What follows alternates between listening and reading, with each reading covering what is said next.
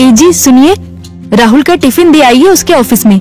राहुल की माँ बोली, क्या राहुल आज साथ में टिफिन लेकर नहीं गया? आज उसके ऑफिस में मीटिंग थी बॉस के साथ सवेरे सवेरे, इसलिए बिना टिफिन के ही वो चला गया। ठीक है, मैं दे आता हूँ।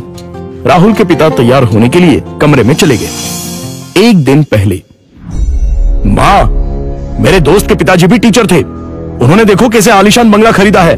नहीं तो मेरे पापा, हम आज भी इस किराए के मकान में रहते हैं। राहुल गुस्से से बोला। राहुल, तुम्हें पता नहीं शायद, पर तुम्हारे पापा घर में सबसे बड़े थे, इसलिए 2 बहन और 2 भाइयों की शादी उन्हें ही करनी थी, और साथ में तुम्हारी पढ़ाई का खर्चा, और तुम्हारी बड़ी बहन की शादी भी तो थी। किसने किया ये सब? क्या फायदा इन सब का? उनके भाई बहन अब बंगले में रहते हैं। कभी उन्होंने सोचा है कि अपना भाई किराए के मकान में रहता है तो उसके लिए एक छोटा सा घर खरीद के दे दे? ये सुनकर माँ की आंखों में आंसू आ गए। उन्हें समझ नहीं आ रहा था कि जन्म दिया बेटा अपने बाप के बारे में ऐसी बातें कर रहा है। फिर माँ बोली, तुम्हारे पिता ने अपना कर्तव्य निभाया, अपने भाई बहनों से कभी किसी चीज की उम्मीद नहीं की। राहुल पागलों जैसा बोल रहा था। अच्छा वो ठीक है, पर पिताजी लड़कों की ट्यूशन लेते थे। उनसे अगर फीस लेते तो आज पिताजी पैसों की गद्दी पर सोते। आजकल के क्लास वाले देखो कैसे इंपोर्टेड गाड़ियों में घूमते हैं।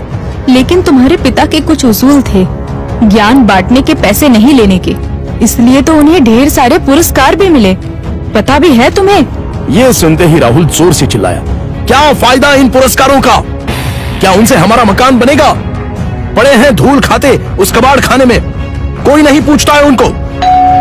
तभी दरवाजे की बेल बजती है। पिताजी ने अपनी बातें तो सुन नहीं ली ना। इस डर से राहुल का चेहरा उतर गया, लेकिन पिताजी किसी से बात किए बिना ही अपने कमरे में चले गए। ये था कल का झगड़ा। और आज मोहनलाल ने साइकिल को टिफिन लगाया और कड़ी धूप में राहुल के ऑफिस पहुंच गए। कड़ी धूप होने के कारण वो थक गए थे। ऑफिस पहुंचने पर उनको सिक्योरिटी गार्ड ने रोका। राहुल सर को टिफिन देना था, क्या मैं अंदर जा सकता हूं? मोहनलाल ने पूछा। अभी नहीं दे सकते, वो बॉस के साथ मीटिंग में है। जब मीटिंग खत्म होगी तब दे देना। चलो यहां से हटो, बॉस तुम्हें देखना नहीं चाहिए। अगर बॉस को दिख गए तो मेरी हालत खराब हो जाएगी। चलो जाओ उधर, गार्ड बोला। मोहनलाल कुछ ही दूरी पर धूप में खड़े रहे। मीटिंग 1 घंटे से ऊपर तक चली। उनके पैर में दर्द होने लगा। तभी ऑफिस के केबिन का दरवाजा खुलने की आवाज आई। बॉस के पीछे पीछे राहुल भी आया। धूप में खड़े हुए पिताजी को देखकर वो मचलाया। चलते चलते बॉस की नजर मोहनलाल पर पड़ गई। गाड़ी में बैठने की बजाय वो वहीं खड़े रहे। वो सामने धूप में कौन खड़ा है? उन्होंने गार्ड से पूछा। अपने राहुल साहब के पिता हैं, टिफिन देने आए थे। गार्ड डरते हुए बोला। बुलाओ उन्हें। राहुल घबरा गया, उसके पसीने छूट गए। उसे अपने पिता पर बहुत गुस्सा आया। गार्ड के बुलावे पर मोहनलाल अंदर आए।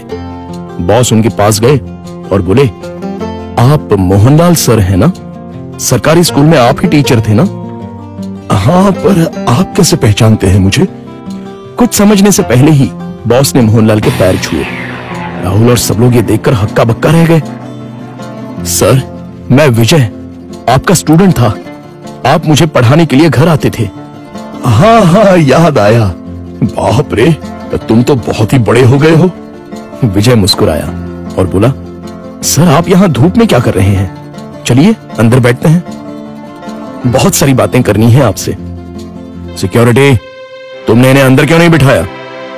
सिक्योरिटी ने शर्म के मारे गर्दन नीचे कर दी और बोला, सॉरी सर, गलती हो गई। इस पर मोहनलाल बोले, इसमें इसकी कोई गलती नहीं है, आपको डिस्टर्ब ना हो इसलिए मैं ही बाहर खड़ा हुआ था। ओके। विजय ने मोहनलाल का हाथ थामा और उनको अपने केबिन ले गया। बैठिए सर, अपने कुर्सी की तरफ उंगली करते हुए विजय बोला। नहीं, ये कुर्सी तो तुम्हारी है। मोहनलाल हिचकिचाहट से बोले, सर आपकी वजह से ही तो ये कुर्सी मुझे मिली है, इसलिए इस पर सबसे पहले आपका हक बनता है। विजय ने जबरदस्ती मोहनलाल को अपनी कुर्सी पर बिठाया। शायद आपको पता नहीं, लेकिन अगर सर नहीं होते तो आज ये कंपनी नहीं होती और मैं अपने पिता के साथ उनकी दुकान में बैठा रहता, विजय ने अपने साथियों से कहा। राहुल और मैनेजर आश्चर्य से देखते ही रह गए। स्कूल के टाइम मैं एक एवरेज स्टूडेंट था। मुझे पढ़ाई में दिलचस्पी नहीं थी। मार्क्स कमा रहे थे, इसलिए मेरी माँ मुझे सर के पास उनके घर ले गई और ट्यूशन लेने के लिए कहा। पर सर के घर पर जगह नहीं थी, इसलिए वो हमारे घर आकर मुझे पढ़ाने लगे।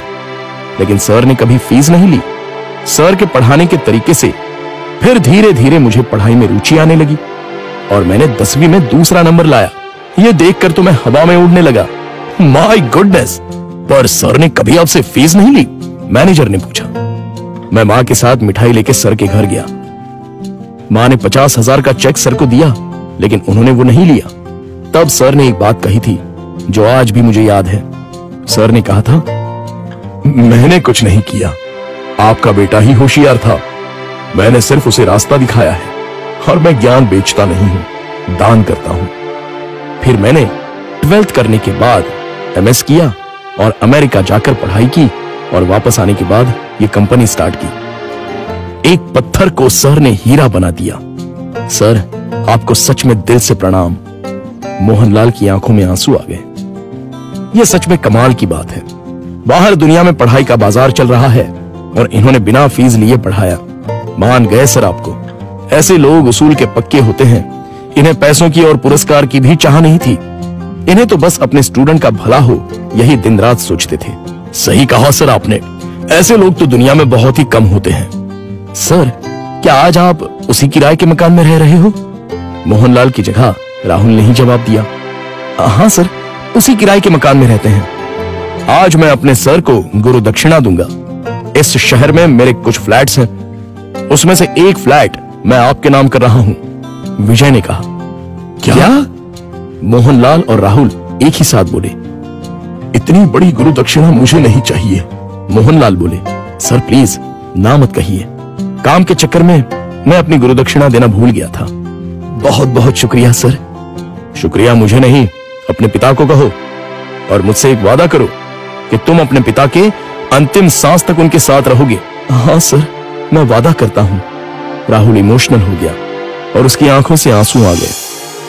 तो दोस्तों, आपसे गुजारिश है कि कभी भी अपने पिता से यह मत पूछिए कि उन्होंने आपके लिए क्या किया और क्या कमाया है। जो कुछ कमाना है वो अपने दम पे कमाओ। उन्होंने हमें जो पढ़ाई और संस्कार दिए हैं वही आपको कमाने में मदद करेंगे। धन्यवाद।